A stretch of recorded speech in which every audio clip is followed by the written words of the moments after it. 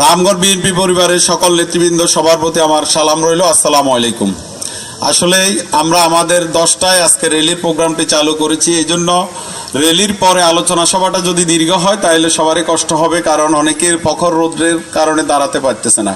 তবু আজকে স্মরণকালের সর্ববৃহৎ শ্রমিক দলের রামগড়ে যে র্যালি হয়েছে, র্যালির জন্য সবাই যারা উপস্থিত হয়েছেন সবার প্রতি আমার পক্ষ থেকে কৃতজ্ঞতা জানাই যে এত কষ্ট করেও আজকের এই প্রখর রোদে এই বড় র্যালিতে আপনারা অংশীদার হতে পেরেছেন, এই জন্য আমি নিজেকে ধন্য মনে করছি। আসলে আন্তর্জাতিক শ্রম দিবস বিষয়টি শুরু হয়েছে 1886 সালে। শ্রমিকদের 8 ঘন্টা কর্মঘণ্টা নির্ধারণের জন্য আমেরিকার শিকাগো শহর থেকে যে আন্দোলন শুরু হয়েছে, ওইখানে যারা আত্মত্যাগ করেছেন এই আন্দোলনের জন্য তাদের আত্মার মাগফিরাত কামনা করছি। এবং তার সাথে সাথে বলবো, এই শ্রমিক আন্দোলনের জন্য যারা লড়াই করেছেন তাদেরকে যেন আল্লাহ জান্নাতবাসী করেন।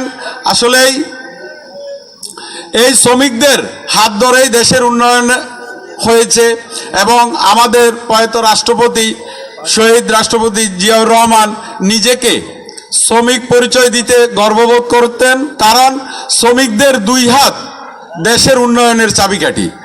আমাদেরকে চিন্তা করতে হবে, শ্রমিকরা তাদের শত কষ্ট মাথায় নিয়ে ওনার নিজের জন্য, পরিবারের জন্য এবং দেশের উন্নয়নের জন্য ওনারা কাজ করে যাচ্ছেন।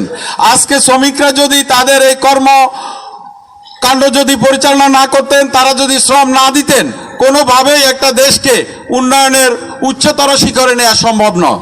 তাই আমাদের সকলকে স্মরণ রাখতে হবে, শ্রমিকদের প্রতি আমাদের শ্রদ্ধাবোধ থাকতে হবে, তাদের প্রতি আমাদের নিজেদের আন্তরিকতা পোষণ করে সম্মানের সহিত ব্যবহার করতে হবে।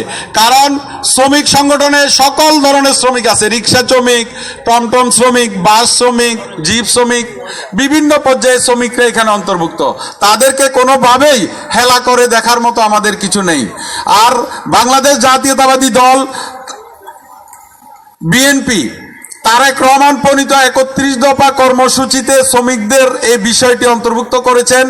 এই শ্রমিকদের জন্য, কল্যাণের জন্য বাংলাদেশ জাতীয়তাবাদী দল বেগম খালেদা জিয়া যখন ক্ষমতায় ছিলেন, তাদের কল্যাণের জন্য গার্মেন্টস সেক্টরে তাদের অগ্রণী ভূমিকার জন্য অনেক ভূমিকা রেখেছেন এবং শতভাগ মহিলাদেরকে কর্মমুখী করার জন্য অনেক ধরনের পরিকল্পনা গ্রহণ করেছেন। তাই আমরা আগামী দিনেও বাংলাদেশ জাতীয়তাবাদী দল বিএনপি ক্ষমতায় আসলে তারেক রহমান প্রণীত 31 দফা কর্মসূচিতে এই শ্রমিকদের কল্যাণের জন্য অনেকগুলো ধারা অন্তর্ভুক্ত করেছেন। তাই আমাদেরকে স্মরণ রাখতে হবে, কোনো একটা দলকে, কোনো একটা শ্রম পেশাকে বাদ দিয়ে বাংলাদেশ জাতীয়তাবাদী দল তাদের কর্ম পরিকল্পনা প্রণয়ন করেন নাই। ওনাদের 31 দফা কর্ম পরিকল্পনাতে আগামী দিনের বাংলাদেশ কেমন হবে, আগামী দিনের বাংলাদেশের উন্নয়নের জন্য কি কি কাজ করতে হবে, সকল পরিকল্পনা অন্তর্ভুক্ত রয়েছে। তার পাশাপাশি আমি বলবো, তাই সকল সংগঠনকে, বাংলাদেশ জাতীয়তাবাদী দলের সকল অঙ্গ সহযোগী সংগঠনের প্রতি আমার অনুরোধ থাকবে, এই শ্রমিকদেরকে মূল্যায়ন করতে হবে।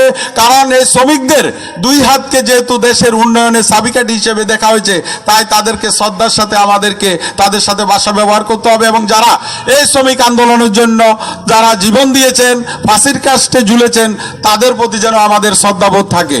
এবং তার পাশাপাশি বলবো, আজকে যেভাবে র্যালিতে আমরা স্বতঃস্ফূর্তভাবে অংশগ্রহণ করেছি, আগামী দিনের বিএনপি সরকারকে ক্ষমতায় আনার জন্য, জননেতা জনাব ওয়াদুদ ভূঁইয়াকে ক্ষমতায় আনার জন্য আমাদের আরো দৃঢ় ঐক্য চেতনা মাথায় নিয়ে আরো দৃঢ় ঐক্য গড়ে তুলে সকলকে, প্রত্যেকের পরিবার থেকে এই আন্দোলনে অংশীদার হয়ে বিএনপির হাতকে শক্তিশালী করার জন্য এবং প্রত্যেকটি বাড়িকে এক একটা ওয়াদুদ ভূঁইয়ার দুর্গ হিসেবে গড়ে তোলার জন্য আহ্বান জানিয়ে আজকের এই সমাবেশে আমার বক্তব্য শেষ করছি। আল্লাহ